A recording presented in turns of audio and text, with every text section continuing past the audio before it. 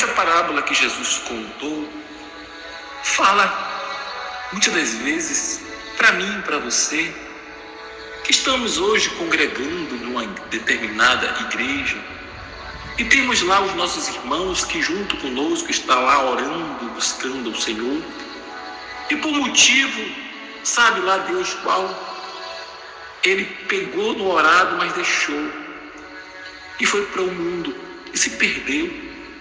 E o que é que eu e você tem feito por esta pessoa? Você tem cuidado desta ovelha que se perdeu? Você tem orado por esta ovelha que está perdida?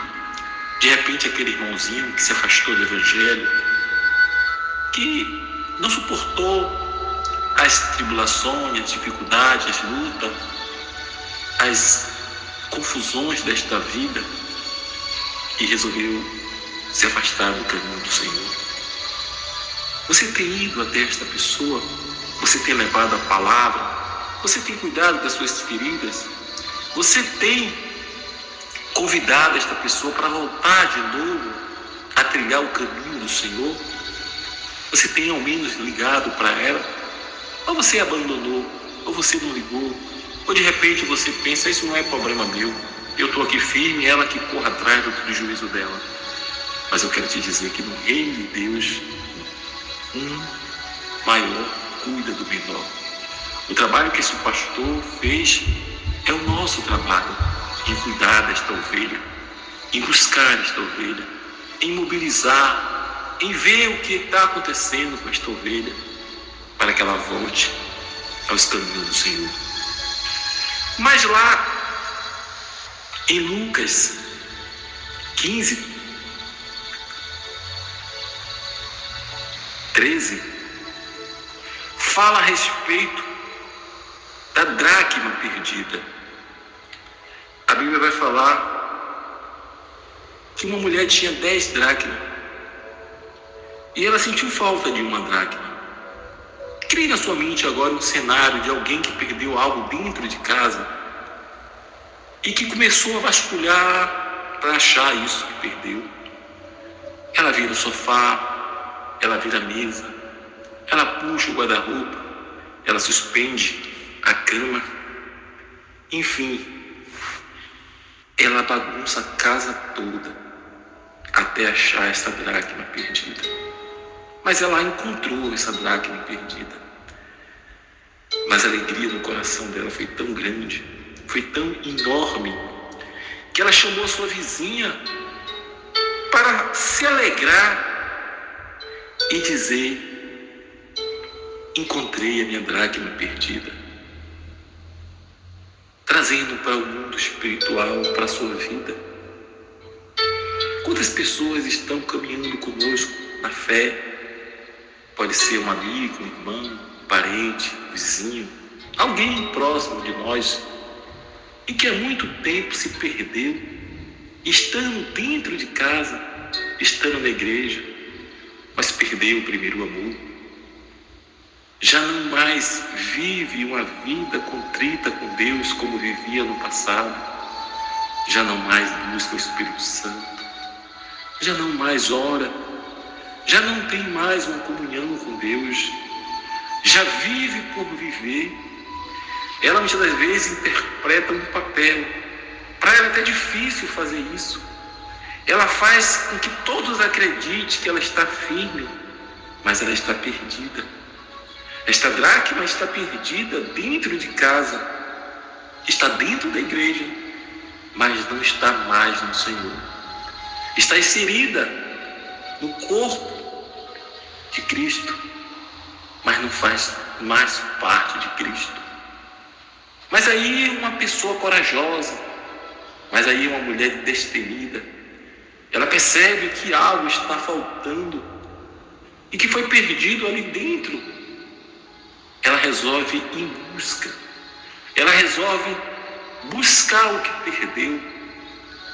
Trata-se daquela pessoa que o Espírito Santo já mostrou que seu irmão, que seu amigo, de repente seu familiar, não está mais na fé, embora esteja dentro da igreja, não está mais buscando ao Senhor como buscava, não está mais no primeiro amor, mas está dentro da igreja. Mas você, homem de Deus, que entendeu, que o Espírito Santo te revelou, cabe a mim e a você a orar por essa pessoa, a buscar por essa pessoa, a ajudar esta pessoa, porque logo, logo você vai se alegrar, porque essa pessoa será encontrada dentro da igreja, e a alegria vai ser tão grande, mas tão grande, que você vai querer compartilhar isso com as outras pessoas. O que o Espírito Santo vai fazer da vida desta pessoa que está inserida na igreja, mas não está mais em Cristo Jesus. Mas a história não para por aí. Vai existir essa terceira pessoa. Essa terceira pessoa, Lucas 15:8, vai contar a história dessa terceira personagem.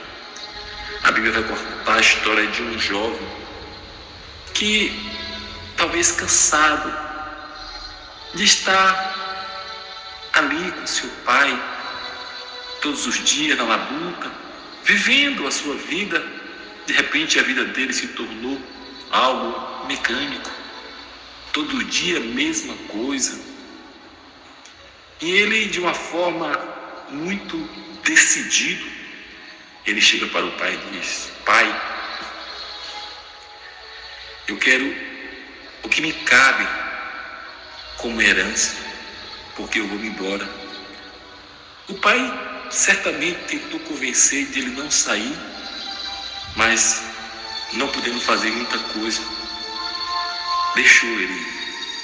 E ele foi, recebeu a parte da sua herança, e o mundo foi a vida dele. De repente ele chegou e disse: agora sim eu vou viver a minha vida. E viveu uma vida de prostituição, de adultério, viveu uma vida de muita orgia, viveu do jeito que o diabo gosta. Mas o tempo foi passando, cada dia mais o tempo ia passando ainda mais rápido, e aos poucos ele foi gastando tudo que tinha no léu prazer, nas bebidas, comidas, enfim. Chegou o ponto de ele não ter mais nada e precisar ter que trabalhar para se alimentar, e não achando nada para fazer, só lhe coube cuidar de porcos. Foi o único emprego que ele achou no momento.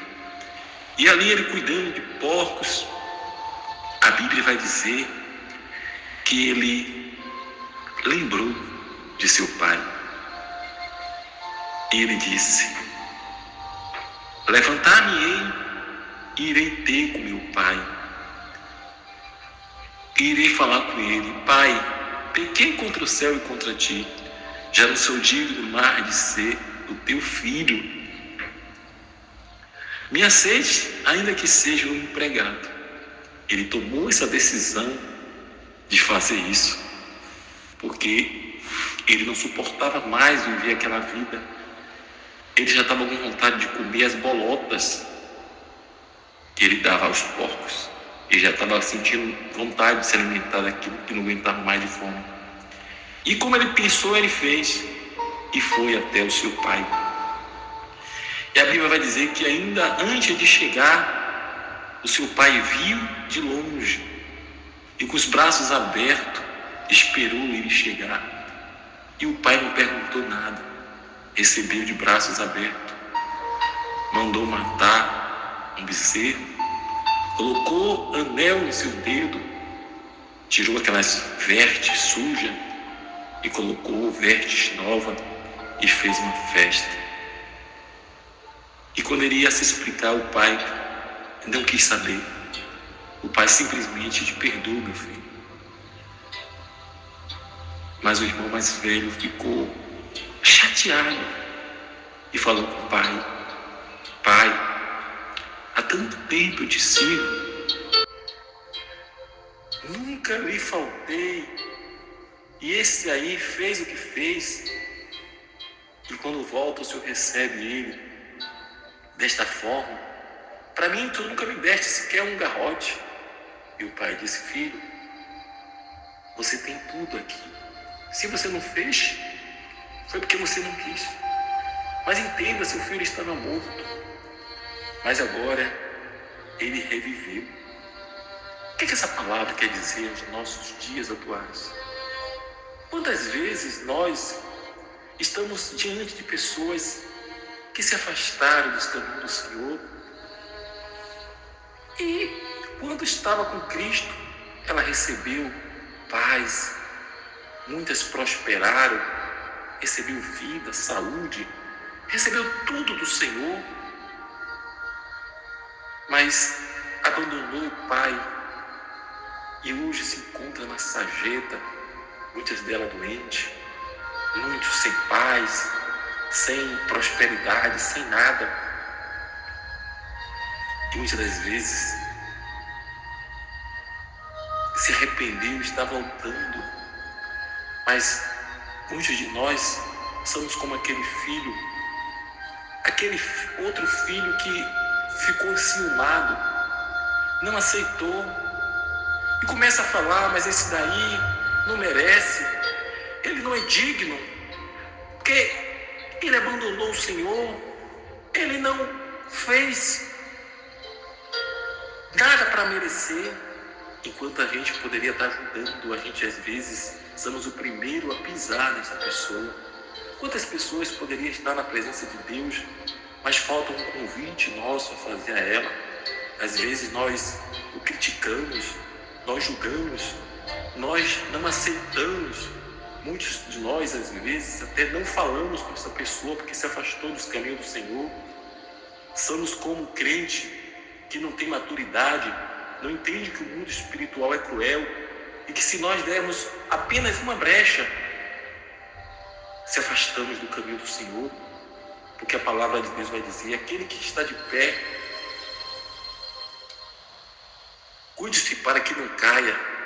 Aquele que pensa que está de pé, cuide-se para que não caia. E que nós venhamos ter misericórdia das pessoas que estão afastadas dos caminhos do Senhor. E que Deus abençoe as nossas vidas e que nós venhamos olhar com um olhar de misericórdia. Nesse dia de hoje eu queria convidar você a orar pelos afastados dos caminhos do Senhor. Oremos.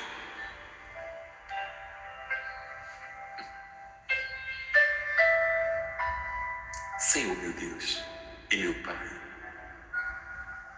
quem sou eu, meu Pai, para julgar quem quer que seja?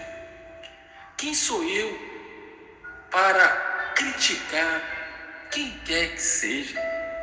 O Senhor, quando estava diante daquela mulher que estava prestes a ser apedrejada por aqueles homens, o Senhor disse para ela: mulher, cadê seus acusadores? Se ele não te acusa, nem tampouco eu. Vá e não peques mais. O nosso papel de servo de Deus, de servo do Senhor, é acolher todas as pessoas para o teu reino. Mas hoje vivemos um evangelho onde as pessoas, elas estão com os dedos prontos para apontar, elas estão com suas bocas preparadas para detonar. Perdeu o amor às almas carentes. Ela se esquece que a festa no céu, quando uma pessoa errada, pecadora, se arrepende. Oh, meu Pai, tenha misericórdia de nós, meu Deus. Que nós venhamos nesse dia de hoje ter misericórdia das pessoas que estão afastadas dos seus caminhos.